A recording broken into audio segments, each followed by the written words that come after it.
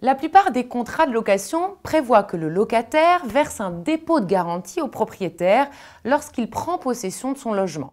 Le langage courant la confond souvent avec la caution. Celle-ci désigne en fait la personne se portant garante en cas de loyer impayé et n'a donc rien à voir.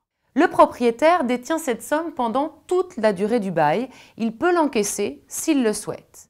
Le dépôt de garantie ne peut pas être utilisé par le propriétaire pour rafraîchir un logement qui présente une usure normale liée au temps. La liste de ces réparations dites réparations locatives est fixée par un décret de 1987.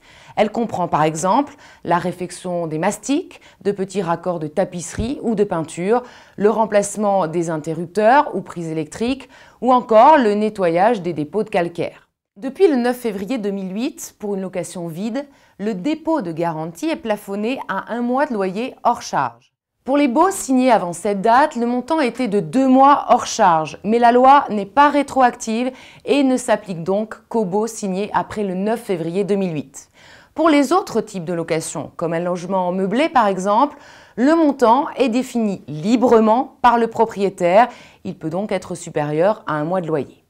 Lorsque le locataire quitte les lieux, le propriétaire doit lui restituer le dépôt de garantie dans un délai maximal de 2 mois. Il peut en déduire les frais de remise en état liés à des dégradations causées par le locataire, ainsi que les sommes restant dues, c'est-à-dire les arriérés de loyer et de charges. De son côté, le locataire n'a en aucun cas le droit d'interrompre le paiement du loyer le dernier mois en laissant les dépôts de garantie au propriétaire. Toutefois, il est possible de trouver un arrangement à l'amiable si le propriétaire et le locataire sont d'accord.